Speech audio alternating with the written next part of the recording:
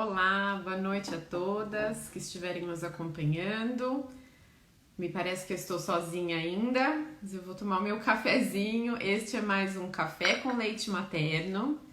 A convidada da noite é a Bruna Brown. Eu acho que ela já está entrando. Eu estava conversando com a Yara, boa noite, bem-vinda. Carol está aí nos assistindo. É...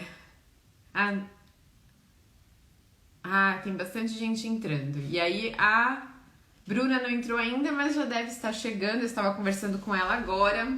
Então, a Bruna também entrou.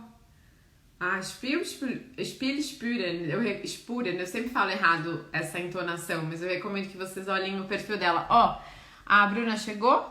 Deixa eu dar um ok aqui para que ela possa entrar. Vamos ver. Lá, a Andrea vai tentar acompanhar tudo. Vamos ver se ela consegue. A Bruna vai entrar comigo. Obrigada, Andrea. E acho que tá conectando a Bruna. Aqui está a Bruna, gente. Que prazer ter a Bruna nessa noite conosco. Noite Oi, na Suíça, né, Bruna? Bem-vinda. obrigada pelo convite.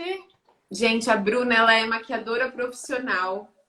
Ela é influencer, né, Bruna? Tem um perfil com muitos seguidores. O seu perfil deve ser de mais de seguidoras mulheres também, mamães, né? É 90%.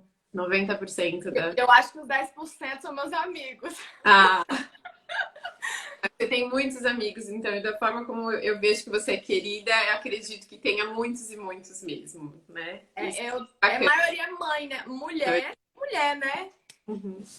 Tem muita de várias idades. Eu tenho 29 anos e Você é tão jovem, 29. 29 e pra Suíça eu sou mãe nova, né? É nova. O perfil aqui é de uma É, idade mais tarde, né? mas o meu público é bem extenso, assim, de 18 anos até 45, 50 anos. E é muito bom essa troca, né, de... Porque eu aprendo e ensino, é muito louco isso. Porque por mais que a gente saiba muito, a gente está sempre aprendendo, né? E você, Bruna, está aqui na Suíça há quanto tempo? Em julho faz 5 anos. Já há bastante tempo na Suíça, né? E aí, Uhum. depois da sua vinda para cá, você recebeu a notícia da sua gravidez. Eu me casei em... Na verdade, eu tô aqui... eu tenho 5 anos de casada. Uhum. E 5 anos de Suíça, né? Porque eu vim pra cá e casei. A gente namorava à distância, aí eu casei. E aí, depois, em 2018, eu tive a Mia. Uhum. De 2017 para 2018, assim, Mia de abril, eu, né, tive minha gestação. E aí, em abril de 2018, ela veio, meu bebê. Ela é a coisa mais linda, uma Ai, bonequinha. ela não é minha cara! Ela é linda. Ela é também, ela é uma misturinha, né? Porque eu vi a foto do pai, eu acho que ela é Não, uma. hoje eu sinto que ela tem bastante de mim. Assim, quem me conhece, né, quem me vê sempre, pessoalmente, sente uma semelhança, mas ela é muita cópia do meu marido e do meu pai. Que meu pai também é alemão, branco, do Uhum. olho azul. Olha só. Vocês, a família é lindíssima, né? Obrigada. Você contou que você ficou grávida então da minha em 2018. Durante a gravidez, você já começou a pensar em amamentação? Isso passou pela sua cabeça ou foi algo que só surgiu depois mesmo, com ela nos braços? Ó, e no final do verão de 2018, eu descobri minha gravidez e E aí eu comecei a me preocupar. Eu acho que no início da minha gestação eu fiquei muito preocupada com o pré-natal. Eu nunca imaginei que eu sentiria tanto medo. Toda vez que tinha consulta, eu tinha queria muito saber mais da Mia, né? Queria ver ela e tal.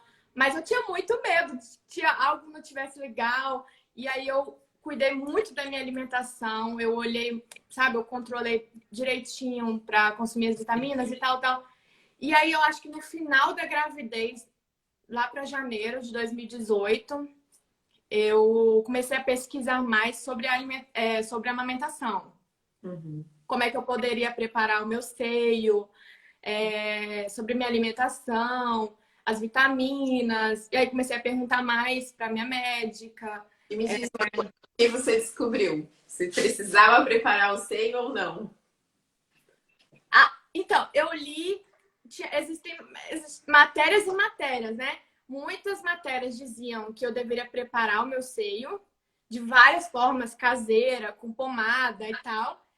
A minha família, minhas irmãs, que também já têm filhos, a minha mãe, me aconselharam também a preparar o seio. Já a minha médica, não. Acho que a médica está mais baseada no que a ciência nos mostra, porque é justamente isso. Vai passando, né, aquela informação de geração em geração, às vezes, e as mulheres acham que dá certo, mas nem sempre dá.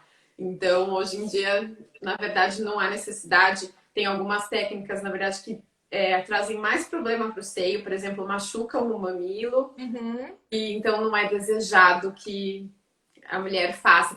Há situações bem específicas, né, em que o mamilo é plano, e aí é importante avaliar antes cada mulher, quando já há essa suspeita de insegurança, será que eu vou conseguir amamentar porque o meu mamilo é mais plano? Então, vale também uma avaliação individualizada, porém, na grande maioria dos casos, não é necessário nem indicado preparar a mama para amamentação.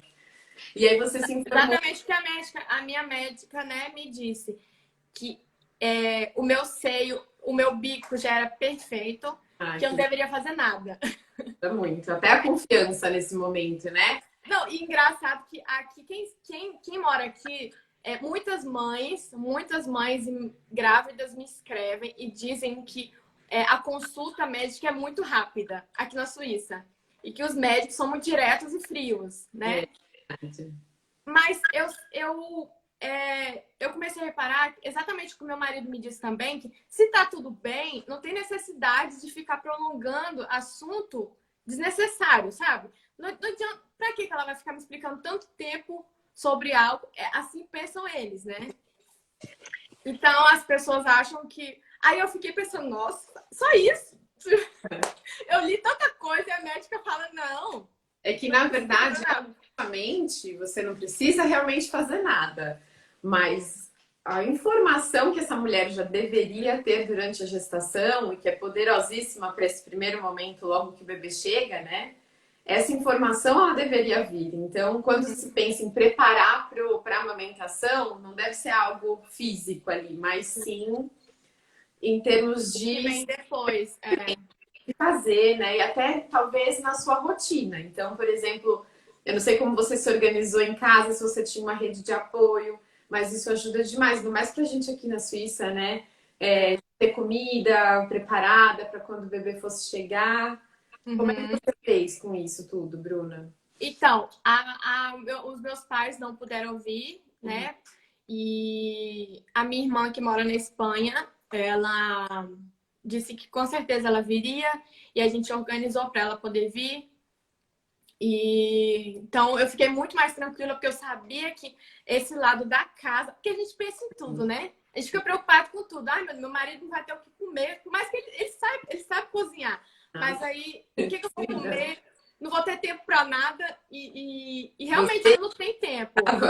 Na verdade, se preocupar com você no pós, né? Para que você, no sentido de ter tudo para você, outras pessoas te assistindo, para que você pudesse se preocupar com o bebê e com você, com a sua alimentação, no sentido de só pôr na boca água e alimentação. Sim, com a minha irmã aqui facilitou muito, porque ela me ajudava em tudo. Ela cuidava da Mia para eu poder almoçar, eu era almoçando no peito, minha irmã fazia almoço, jantar e pegava alguma coisa para mim. Então eu fiquei muito ali, mas só para dar o peito mesmo, só para cuidar da Mia. Excelente.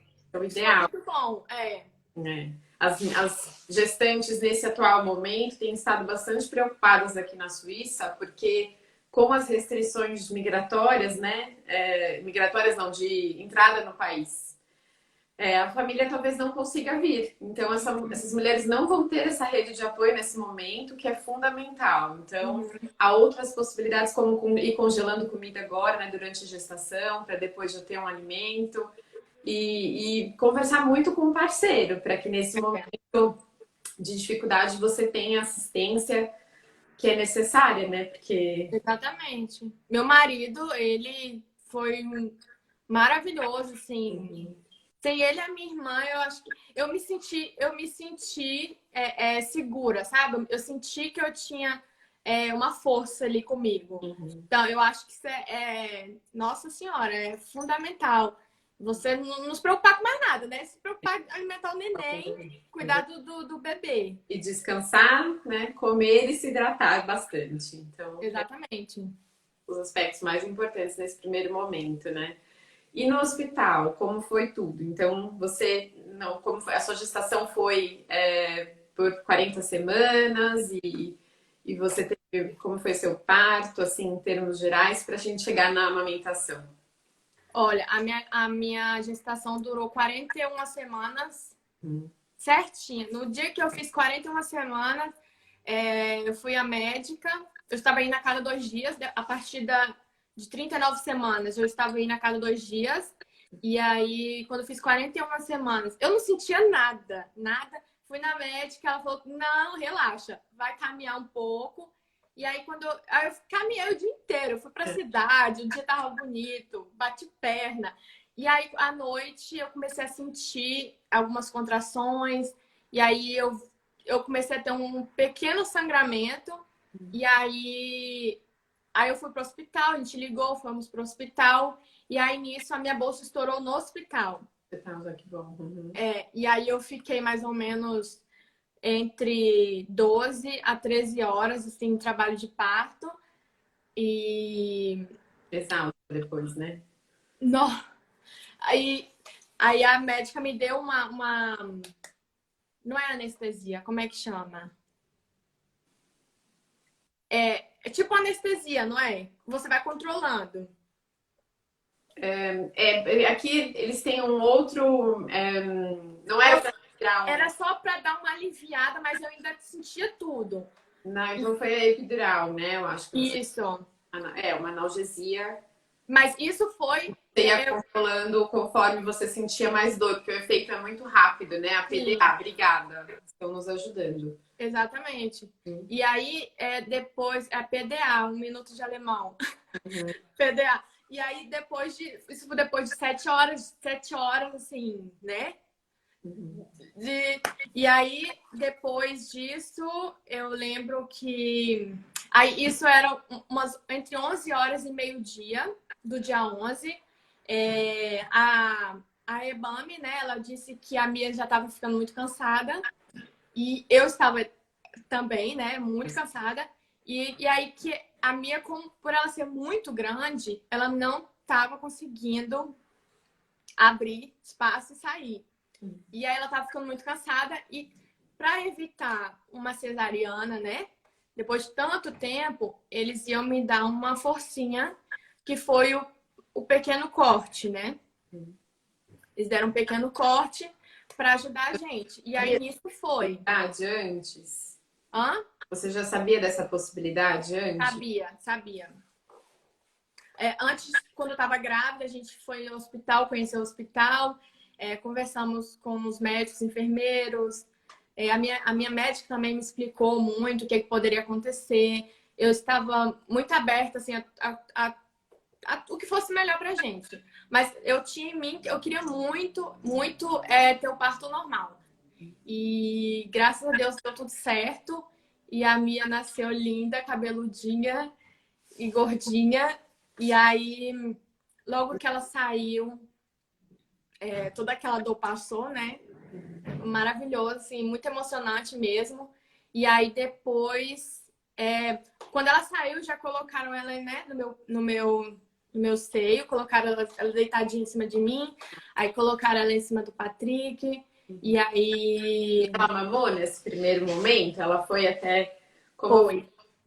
Depois, eles precisaram fechar, né, esse corte, enquanto a médica, isso não foi a Rebama, eu já vi a médica, né, que fez o corte, ajudou, e aí, enquanto ela tava fechando tudo, limpando lá embaixo, a Mia ficou aqui deitadinha em mim, e aí depois que a médica saiu, tava tudo certinho, uma meia hora mais ou menos, e aí a Rebame trouxe ela pra eu poder dar uma mamar. Eu fiquei muito nervosa, meu Deus do céu. E é muito lindo, né? É muito lindo. E na hora ela encaixou e conseguiu sugar. Foi parecendo uma coisa assim, né? Mas, né? Foi o primeiro momento. Deu certo, só um seio só. Tem vários reflexos, né? Os bebezinhos recém-nascidos, assim. Então, quando você Ela tava assim, igual. a mãe, eles conseguem, a gente chama de engatinhar do amamentar. Então, eles vão engatinhando e encontram a mama, ela libera uma série de substâncias, inclusive odor, né? Pelo odor, o bebezinho consegue chegar na mama e encontra e já inicia os primeiros movimentos de sucção, a primeira mamada. E é legal que nesse momento eles ainda não estão exaustos, né? Porque depois de ficar já bem cansados, então eles conseguem fazer essa primeira mamada logo depois do parto. Por isso a gente chama que é a hora de ouro, que é importante para esse vínculo com a mãe, da mãe entre o bebê, né? E até para a formação mesmo do leite nas próximas mamadas, porque é o colostro que vem nessa hora, né? O colostro ele ficou aí já se desenvolvendo na mama desde o quarto mês de gestação. Então, às vezes a mulher pensa, será que eu vou ter leite? O corpo está cuidando disso já há bastante. Por isso que a mama começa a aumentar durante a gravidez, né? E aí o bebê vai para a mama nesse momento que nasce e já tem aquele colostro que é um leite com mais fatores imunológicos, que ajuda, com bastante gordura também, proteína, mais proteína do que o outro leite que vem depois. Uhum. E é importantíssimo para o bebê. Então, por isso, às vezes, se a mulher passa por algum procedimento, cesárea talvez também, dificulta um pouco essa pegada inicial, né? Colocar o bebê nessa hora de ouro, mas esse é o ideal, que o bebê consiga ser colocado nesse momento. E é lindo, né? Meu Deus do céu. Só vivendo mesmo. Mas apesar de toda dificuldade, que não foi fácil, né? E como eu falei pra você, eu não me vergonho disso, que eu tive hemorroidas. E muito poucas pessoas falam sobre isso. Eu nem sabia, para falar a verdade, exatamente o que é hemorroida. E Na força de expulsão no parto normal, que foi o que você teve, né? foi, exatamente. Não foi. Porque tem mulheres que depois que eu tive, que eu comecei a ler, tem mulheres que têm durante a gestação, né? É pelo peso também do bebê, né? Mas eu, durante o parto, porque, né, eu conheço meu corpo, não tinha nada. Durante o parto, que aí saiu a hemorroida, que foi, nossa senhora. Dificultar bastante a vida da mãe depois, porque você vai passar tantas horas sentada com o bebê, mamando, logo depois, e se você já tá com dor ali naquela região, precisa então achar uma posição ideal, né, para que não tenha uma sobrecarga, talvez deitado, mas aí é preciso também olhar isso com muito cuidado, porque o risco para um bebê tão pequenininho, né, se a mãe dorme, por exemplo, é bastante perigoso. Então, quando a mulher tem hemorroida, logo nesse momento pós-parto, isso pode dificultar um pouquinho a amamentação também. E aí tem as almofadas específicas que ajudam, né, que dão um apoio um pouquinho maior e a dor acaba sendo aliviada. Exato. E como foi então depois no hospital, nos próximos momentos? Ela mamou então ali naquela hora, foi tudo lindo e depois continua sendo tranquila, a pega dela, a vinda do leite, como foi ainda durante a internação no hospital? Quando eu dei o primeiro mamazinho para ela, eu acho que eu tava tão uma adrenalina tão louca, assim. Era tanta felicidade que eu não sentia nada que estava acontecendo no meu corpo, na verdade, né? E aí depois que eu dei o primeiro mamar para ela, que a Rebão me pegou ela e colocou a roupinha, fez pesagem, tudo certinho, eu fiquei ali, aí eles trouxeram a comida, eu almocei, e aí depois eu fui tomar um banho, e aí eu quase desmaiei, eu fiquei muito fraca, eu perdi muito sangue, e depois me levaram pro quarto e aí me deixaram descansar por umas 3 horinhas. E a Mia sempre comigo, ela não saiu de perto de mim. E, e aí a Mia ela apagou, né? Depois do mamar, ela deu uma apagada.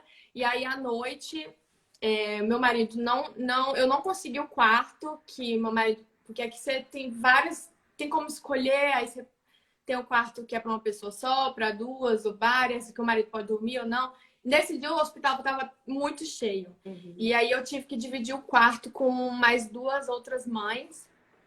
E meu marido teve que ir para casa, ele não pôde dormir. Ele podia ficar o dia inteiro, mas dormir não podia. E aí eu não consegui dormir, tava uma adrenalina muito forte. E aí, depois disso, eu não consegui mais dar o peito para ela. Não saía, não saía. E ela não tinha paciência. E aí foi quando deram a chupetinha para ela. Uhum. Então, e aí ela ficou mais calminha. Me conta, eu vou te interromper rapidinho, Bruna. Ela não. Você ficou algumas horas sem colocá-la no peito, né? Depois desse primeiro momento em que ela. Sim. Eu acho que a gente não pensa logo que o bebê chega, é normal não pensar isso, que o bebê ele tinha um alimento constante, né? Enquanto ele estava na barriga. Então, todos os nutrientes eram passados pelo bebê através do cordão umbilical. E de repente ele sai e vai ser a primeira vez que esse bebê sente fome na vida. Ele não conhecia essa sensação, né? Uhum. E aí ele mama a primeira vez esse colostro que a mulher produz, que ela já vem produzindo ao longo da gestação. E esse leite ele é absorvido bastante rápido. E o estômago do bebezinho, no primeiro dia, ele tem esse volume aqui, ó, de 5 a 7 ml. É muito pequenininho. Então, esse leite ele é absorvido bem rápido e o que acontece é que esse bebê vai ter fome rapidamente também de novo, né? E se a gente demora, então, a colocar esse bebê no peito de novo, o que vai acontecer é ter um bebê, às vezes, já cansado, estressado. Vai dificultar a pega também, vai dificultar tudo, né? Aquele bebê super irritadiço. E, na verdade, não é que você não estava produzindo leite o suficiente, né? Esse leite estava lá. Então, a maioria das mulheres já tem esse volume no primeiro dia, que já veio sendo produzido. Só que é importante entender os sinais que o bebê dá de fome antes do choro, né? Porque acontece muito isso. A gente achar que a livre demanda é só colocar quando o bebê chorou. Mas o bebê dá vários outros sinais antes de que ele está com fome, de que ele já precisa mamar, como abrir a boca, bocejo, levar a mãozinha à boca também, né? Então, observar no seu bebê quais são esses sinais de fome para colocá-lo antes, porque aí a chance de que ele fique assim super estressado e que a pega seja dificultada é muito menor. E, óbvio, as mães, nesse primeiro momento, você nem vai pensar nisso, você tá tão exausta, não é?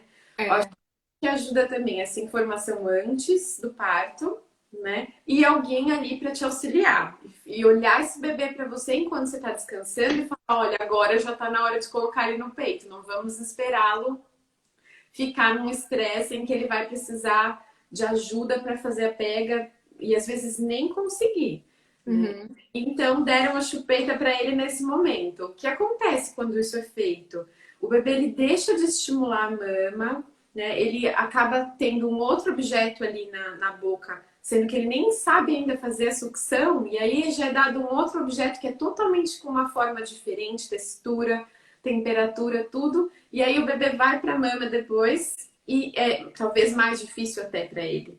Então, não existe uma justificativa nesse primeiro momento, sobretudo, para darem uma chupeta para o bebê recém-nascido, né? Mas a gente tem uma prática comum aqui na Suíça Então, eu acho que é importante as outras gestantes que estiverem talvez assistindo a esse vídeo, e essa é também a intenção dessa série, para que elas saibam o que elas devem evitar e talvez pedir para que os profissionais não façam, porque é também um direito da mulher, né? Eu acho que a gente fica confiando tanto nos profissionais que estão ali em volta que a gente acaba ficando quieta, né? Não sei explicar. Eu não sei se foi falta de informação somente, mas eu acho que eu fiquei. Eles me deixaram tão à vontade que eu esperava mais deles, assim. Eu não sei explicar. Na hora eu fiquei. Era muito cansaço, era muita. E eu tava contando ali, não, as enfermeiras vão fazer, né, vão me auxiliar com o que for melhor para minha filha. E, e aí a gente acaba esquecendo até tudo que a gente estudou. Exatamente. Mas Por isso o plano de parto pode ajudar também.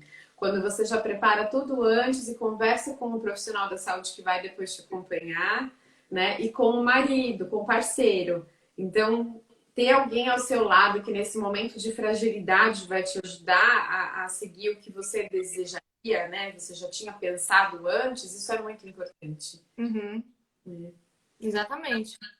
Ela ganhou então já uma chupeta naquele primeiro momento, fórmula também, ou não chegaram a dar fórmula? Não, fórmula não. E aí eu comecei a sentir muito o incômodo. Eu acho que ainda meu corpo ainda tinha um pouco da anestesia, sabe? Do PDA. Então, depois, à noite, eu comecei a sentir muita dor. Muita dor. Nessa região de baixo. E aí eu pensei, não, é o corte, né? É o pequeno corte que deram, tá doendo. Eu não conseguia ficar sentada com a minha filha, eu tinha que procurar uma forma de amamentar ela, mas ao mesmo tempo tivesse confortável para mim. E ela não tinha paciência para. Ela, né, tava com fome. E aí eu ficava nervosa e ela nervosa, e eu com dor. Aí eu queria ir para casa. A minha vontade era ir para casa. Eu só pensava em ir para casa, ir para casa. E ela chorava. E aí, no outro dia de manhã cedo, eu pedi para a enfermeira que estava cuidando de mim. Eu falei para ela que eu queria ir para casa. Olha só. Eu quero ir para casa. O que eu preciso fazer para eu ir para casa? Aí ela riu, ela achou que eu tava brincando. Eu falei, não, eu preciso ir embora. Não, mas eles já ficaram preocupados se eu não estava sendo bem atendida. E aí não, tá tudo maravilhoso, mas eu quero ir para minha casa. Eu queria muito estar com meu marido e a minha irmã em casa, sabe? Eu sabia não que eu não me sentisse seguro no hospital. Tem muitas mães que preferem ficar quanto mais tempo no hospital, melhor. Mas eu acho que na minha casa eu sabia que ia fluir melhor, sabe? Eu ia ficar mais à vontade, eu ia poder ir na minha cama, com a minha almofada, tudo que eu tinha comprado de maravilhoso para mim. Então, eu tinha na minha cabeça que eu queria ir embora. E até esse momento, isso foi eu acredito que foi um grave erro do hospital. Não me disseram que eu tinha hemorroida, não me disseram. Eu não sabia que eu tinha. A dor que eu tava sentindo era isso, e não me disseram. Não me medicaram, sabe? Então, isso me deixa triste até hoje, porque hospital maravilhoso, incrível, profissionais maravilhosos, super carinhosos com a minha filha. Eu acho que fizeram muito, sabe? Por nós, assim, tudo maravilhoso. Só que pequenos erros, né? Assim, Pequenos detalhes assim que comprometem.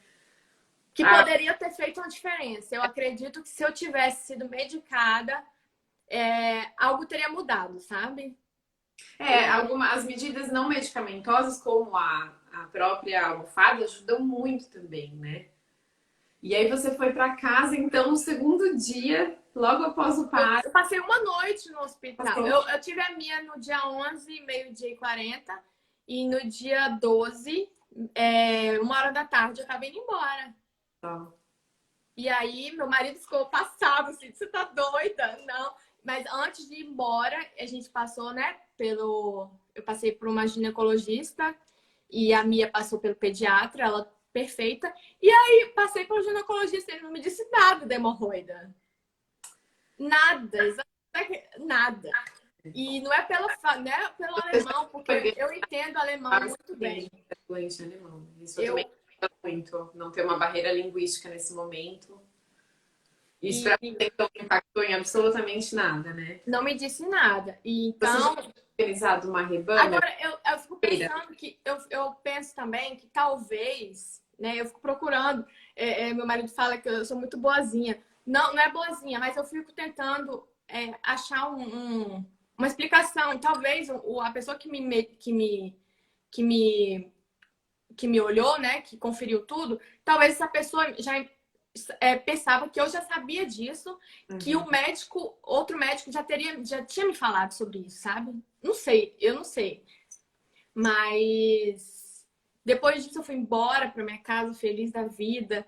E quando eu cheguei, acompanhamento da parteira em casa? Sim, eles no hospital, você já, né, tem que deixar o contato já da Rebame que vai te acompanhar, da parteira que vai na sua casa te acompanhar, da pediatra, do pediatra ou pediatra da Mia, para eles terem, né, entrarem em contato e passar as informações. E aí, inclusive a Rebame que veio aqui em casa não sabia que eu tinha hemorroida, não constava em lugar nenhum. E ela achou um absurdo também.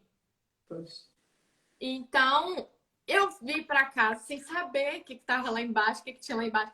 E com dor. Então, cheguei na minha casa e foi maravilhoso. Tomei meu banho.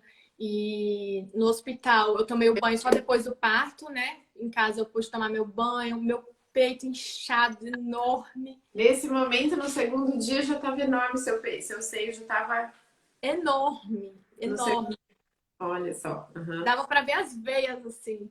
Uma vaquinha, dava uma vaquinha. Então, falta de leite nesse momento você já não tinha, uma tranquilidade que você teve, né? Você já sentiu que a descida do leite já estava vindo.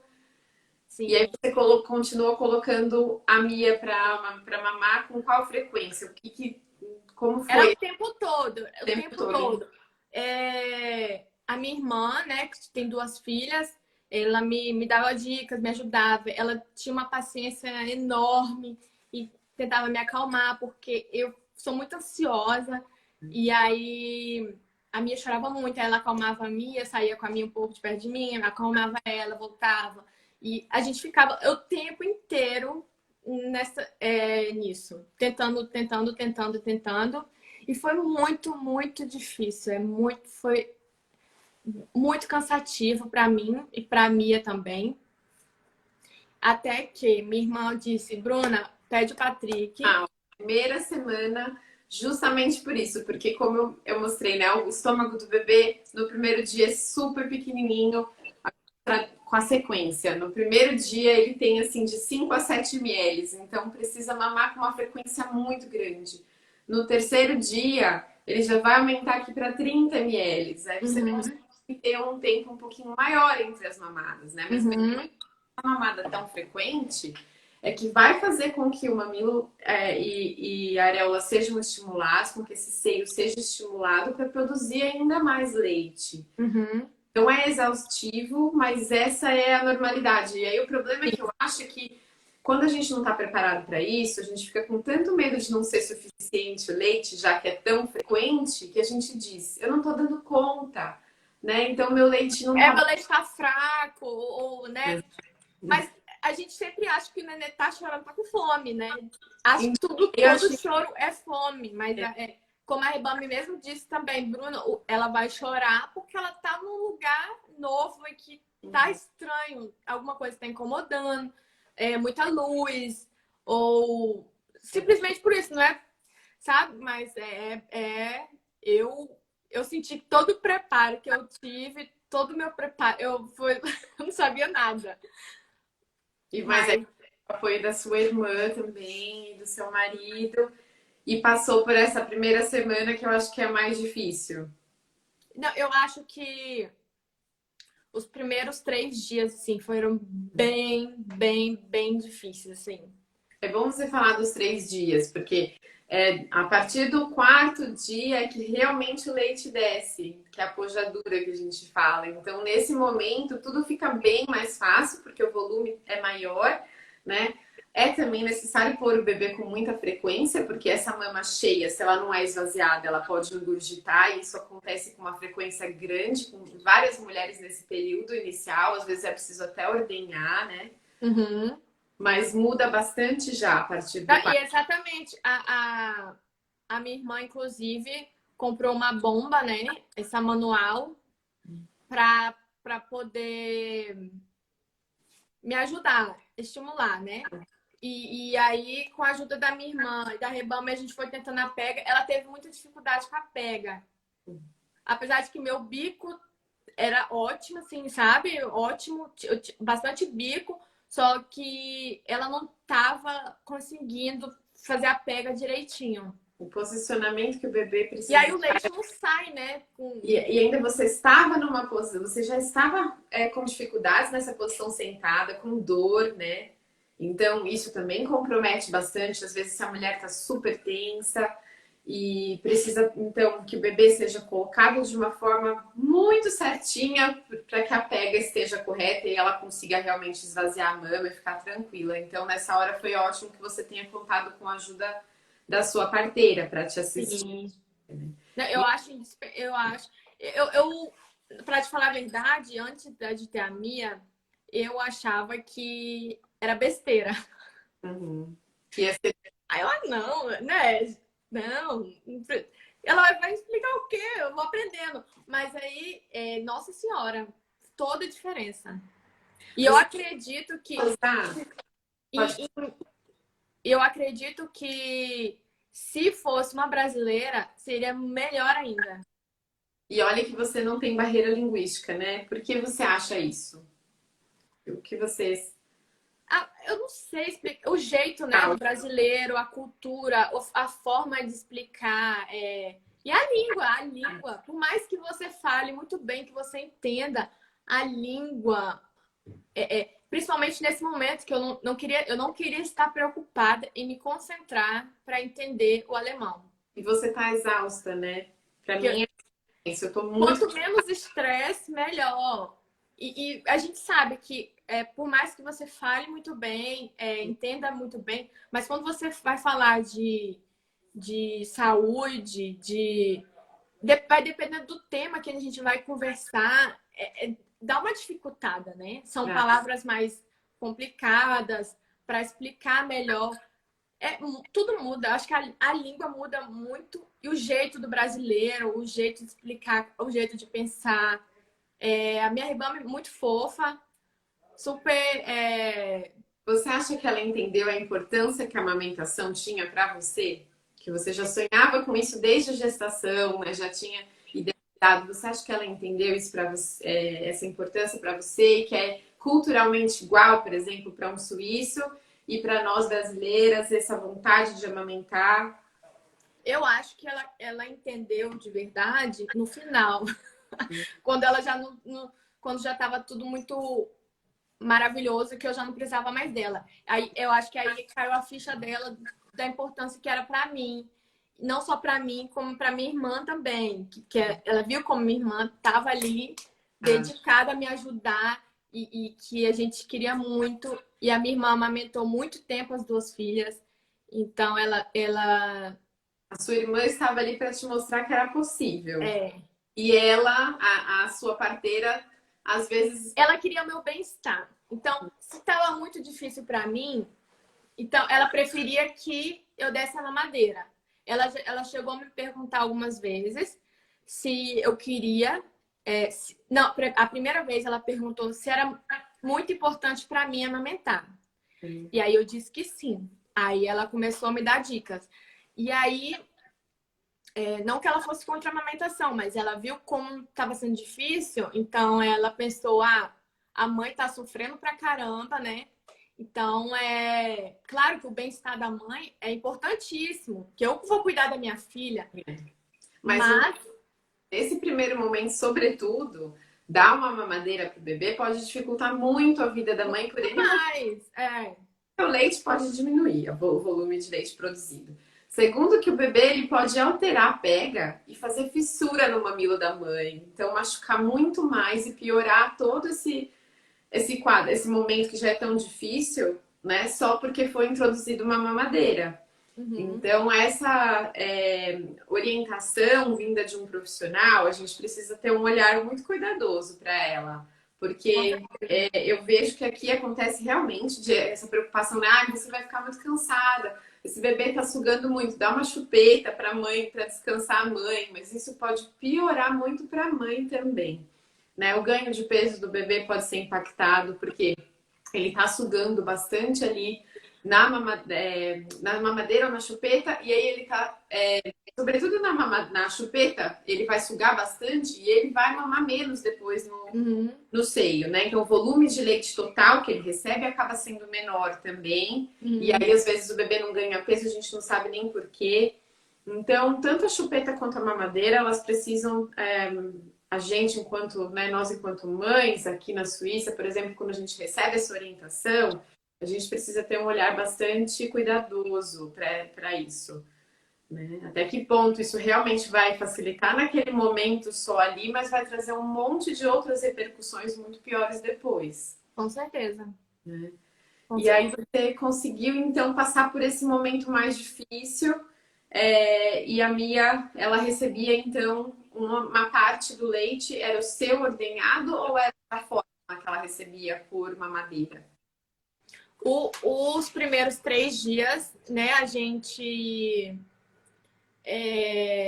fazia os dois, só que a gente tentava estimular ela com o leite, a fórmula, com a colher, com a mamadeira não. Tanto, isso foi também uma dica da minha irmã e da Rebame, porque o bico, né, ele pode atrapalhar. E a gente dava umas 2 colherzinhas Não, na verdade, os 2 primeiros dias. Não, o segundo dia. O primeiro dia no hospital, segundo dia em casa. E aí no terceiro dia a gente começou a tirar com a bomba o meu leite, colocava na colherzinha e dava para ela e sujava o meu bico, para ela, né, ter aquela vontade de sugar. Então foi bem a gente foi tentando de várias formas, sabe? Então a partir do quarto, quinto dia já tava bem assim, bem tranquilinho. Uma semana aí com 4 dias ela tinha perdido 500 gramas. Aí eu fiquei louca, meu Deus, meu Deus, meu Deus, minha filha tá emagrecendo. E ela nasceu gordinha, né? Ela nasceu com 3,5, tava ótimo.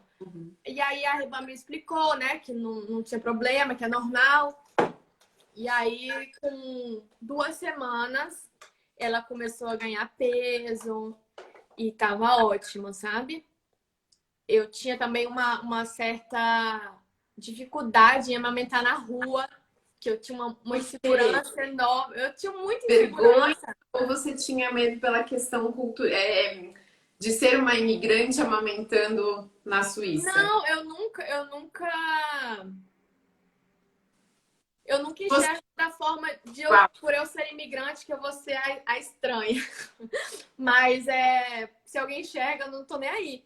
Mas eu tinha um certo medo, porque todo mundo ia olhar, né? Com certeza. Eu tinha um medo de ficar muito desconfortável e ficar tensa e a minha não conseguir.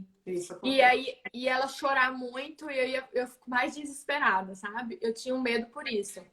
Mas com o tempo, acho que depois de um mês, mais ou menos, eu não tava nem aí. Qualquer lugar a lugar, eu sentava no chão ali no jardim dos outros e parava para dar mamar. Ela chorou, tá? Não tinha problema nenhum. Com um mês, a gente foi para Itália, eu, meu marido e ela. Então, um calor, eu tava mamar na rua, não tava nem aí. E as pessoas, eu acho que tá muito na cabeça da gente. As pessoas vão olhar assim rapidinho, ninguém tá nem aí, né? Sim. Claro que tem pessoas que pensam coisas, mas é muito natural, eu acho. Que vai depender também. Acho que tá muito no nosso olhar também. A gente acha demais o que as pessoas vão pensar. E eu até postei uma foto, eu amamentando a Mia na beira do rio. Então eu amamentava a Mia em qualquer lugar. Eu não tinha problema, não. Isso é muito bonito. E eu acho que a gente, a mulher brasileira no exterior, eu acho que tende a ficar um pouquinho mais retraída em certas situações como Sim. essa. Não deve ser, né? Então, eu acho que esse seu exemplo é ótimo para ser seguido. E com o tempo, eu acho que eu tinha tanto orgulho, sabe, de botar o meu peito assim pra. Não mostrava o meu peito na rua, botava uma fraldinha, mas eu tinha um orgulho, sabe? Eu tô amamentando a minha filha. Você está mostrando, né, mostrando um ato de amor ali. É, eu acho incrível. Isso, É né? muito maravilhoso. E quanto tempo, então, como foi depois? Você manteve o aleitamento até o sexto mês? Quando começou a introdução alimentar? Eu não sei se a gente tem bastante tempo. Vamos conversar um pouquinho. Como foi, então, para você manteve o aleitamento, então, nos próximos meses, né? E aí, como foi a introdução do alimento para a Mia? A gente começou aqui na Suíça, né? Há casos e casos, mas dependendo do peso da criança, acredito, do desenvolvimento, né? Geralmente começa com 4 meses a introdução alimentar. Então eu comecei a dar frutinhas para ela, legumes, batidinhos. Eu fui apresentando comidinha para ela e ela aceitou muito de Você, primeira, assim. Ela em amava a comida. época, você já introduziu líquidos também, chá ou água? Não, ainda não, com 5 meses. Com 5 meses eu comecei a dar água. A médica me orientou a primeiro oferecer água.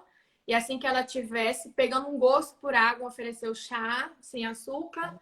E aí o chá até hoje ela não gosta. Não gosta de chá. Mas ela bebe mais água do que eu. Ama água. Mas A recomendação, vou só falar o que é o recomendado pela Organização Mundial da Saúde, tá? Então, a Uhum, recomendação é que o bebê ele receba o leite materno até o sexto mês exclusivamente. E aí, aqui na Suíça, a gente vê que é bastante frequente essa orientação dos pediatras para já iniciar no quarto mês a oferta de papinha, né? uhum, Não é obrigatório que a mulher siga essa conduta, né? Que os pais sigam essa conduta e comecem já com essa introdução precoce. E na literatura é visto também que essa introdução ela pode não favorecer em casos pode na verdade piorar o sistema imunológico do bebê. Ela tem um maior índice de desmame precoce quando é iniciado a partir do quarto mês. Alergias também, tá? Então o índice de alergias também para esse bebê é maior porque o sistema gástrico ele não está ainda preparado na grande maioria das vezes para receber um alimento. uhum, Aqui na Suíça essa é a prática e aí como você falou, às vezes o bebê tem um baixo peso, tudo é preciso ser olhado individualmente, mas é importante saber que a orientação da Organização Mundial da Saúde é essa, de aleitamento materno exclusivo até o sexto mês. uhum. E os líquidos também. Então, começar com um líquido só quando introduzir o alimento sólido a partir do sexto mês. Uhum. Sim. E ela aceitou bem, foi tudo tranquilo e ela estava em paralelo com o seio. Sim. Na verdade, ela comia, era no almoço e no jantar, mas ela não comia para encher a barriga, né? Ela gostava muito, mas eu não fui apresentando aos poucos. E aí ela começou a comer muito mais, comer, ter a refeição mesmo, com quase 6 meses. E aí o peito. Cedo também, Hum? porque o que é cedo também, porque mesmo com 6 meses, às vezes eles ainda não se interessam, né, pelo alimento, você ainda não vê aquele bebezinho super querendo pegar a comidinha da mãe. E o aleitamento materno, ele continua sendo, o leite materno continua sendo uma das fontes principais de nutrientes e de caloria até o 11º mês. Então, essa introdução, ela pode ser feita de uma forma gradual, não precisa ter pressa nisso, porque Uhum. o bebê ele está conhecendo as texturas dos alimentos ainda, né? E é tudo muito novo para o sistema gástrico também, então não há pressa para que ele coma bem ainda nesse primeiro ano, principalmente logo que inicia a introdução alimentar. Uhum. E ela tinha um ótimo peso também, né? Ela sempre Ela, ela sempre foi gordinha, fofinha. sempre gordinha. A médica disse que ela entrou na curva agora com 2 anos. Olha só. Mas não por eu dar besteira, eu não dou nada de. Agora, né, que eu tô liberando mais, assim. Ela tá comendo mais do que a gente come, mas final de semana eu libero um sorvete, de vez em quando eu dou um picolézinho, mas não é rotina, sabe? A rotina acho que é a mais importante mesmo. É, então A eu gente... Pode falar. pode falar. Não, eu tô preocupada só com o tempo. Uhum. Eu queria te perguntar algumas coisas ainda. Que conselho você gostaria de ter ouvido de uma mãe quando você ainda estava grávida com relação à amamentação aqui na Suíça? Se uma outra mãe como você, brasileira, pudesse dar um conselho. Eu sei que tem uma amiga sua grávida nesse momento. Que conselho você daria para ela? Ai, que se informe, né? Se informe com certeza. Se você tivesse, se eu, digo por mim, se eu tivesse um profissional do meu lado, com a cabeça parecida com a minha, eu acho que eu deveria ter escolhido a minha Rebame na gravidez. E isso foi um conselho da minha médica e eu não ouvi. É, é muito importante. Eu acho que a pessoa que pensa como você, se é tão importante para você como era para mim, sempre vai ser. Se eu tivesse outro filho hoje, com certeza eu ia amamentar por muito mais tempo, eu ia estudar muito mais ainda, e hoje eu sei que eu estou muito mais madura. Eu ia com certeza pesquisar um profissional que tivesse com a cabeça, com um propósito parecido com o meu, sabe? Que soubesse a importância disso para mim, para poder me acompanhar e me auxiliar, para eu me sentir mais segura. Eu acho que segurança, né? Porque aprender a gente vai aprendendo. Ninguém vai saber nunca tudo. Mas se você tiver um profissional muito bem capacitado, brasileiro, melhor ainda, falando nossa língua, entendendo que na nossa cultura, entendendo da nossa cultura, da importância que isso é pra gente, e você explicar a importância disso, abrir a boca, não fique quieto e, né, o profissional ele sabe muito, mas ele não sabe do que você quer de verdade, do que é importante. Eu acho que precisa ser estabelecida, né? E o profissional entender exatamente o que aquela família deseja. Então, eu acho que enquanto profissional é importante advocar pelo aleitamento materno e seguir as recomendações com embasamento científico, mas entendendo também para essa família o que é importante, quais são os limites dessa mãe, mas mostrar que na grandíssima maioria dos casos a mulher é capaz, são raras as exceções, né? Então, esse olhar que a gente vê aqui às vezes de que a mulher não vai conseguir, ela é muito frágil, ela precisa de um outro auxílio, né? De uma chupeta, de uma mamadeira. Isso, na verdade, não ajuda. Eu Então, acho que isso já fala muito do profissional, né? Por isso que eu digo que ele tem que saber da importância que isso é para você, ele tem que saber também da importância disso, para ele poder te dar força, ele tem que te apoiar no que for melhor para você e sabendo daquilo que é importante para você. Poxa, se a minha alimentação tão importante para mim, eu tenho que ter um profissional que pensa como eu, né? E que vai me dar muito mais informação ainda, que vai me dar força. E enquanto comunidade, Bruna, brasileira na Suíça, porque a gente está falando de um profissional, mas e nós todos, enquanto comunidade brasileiros aqui na Suíça, tem várias pessoas nos assistindo agora.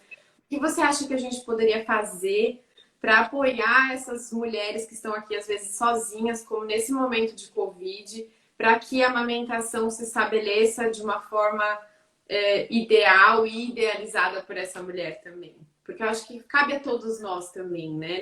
Não é uma coisa só individual. O que você acha que a gente poderia, talvez, enquanto sociedade aqui, né, de brasileiros, comunidade mesmo, pensar para ajudar? Eu acho que falta ações, né? Eu acho que hoje eu acho que é um momento muito bom para os brasileiros aqui. Eu vejo, eu tô conhecendo cada dia mais brasileiros muito incríveis, assim, que eu tenho muito orgulho. E isso está mudando, está melhorando cada vez mais. E eu acho que está faltando falta ações para mães e futuras mães. Eu acho que profissionais tão capacitados como você, que tem muita informação. Eu acho que eu daria o maior apoio em poder passar informação. Eu acho que falta muita informação e muitas pessoas aqui, infelizmente, brasileiras, que são mães e futuras mães, elas não têm a língua. E isso dificulta muito. E união, né? Apoio, ações para levar cada vez mais informação. E eu acho que troca de experiências, eu acho que tudo isso é válido. Eu acho muito incrível e é o que eu procuro todos os dias. Não falar só de beleza, mas eu quero passar uma maternidade leve e com informação, sabe? Eu não sou a top, falta muito para me aprender, mas eu acho que trocando informação a gente vai muito longe. Eu acho que você está fazendo esse papel exatamente dessa ideia que você tem, e eu concordo plenamente.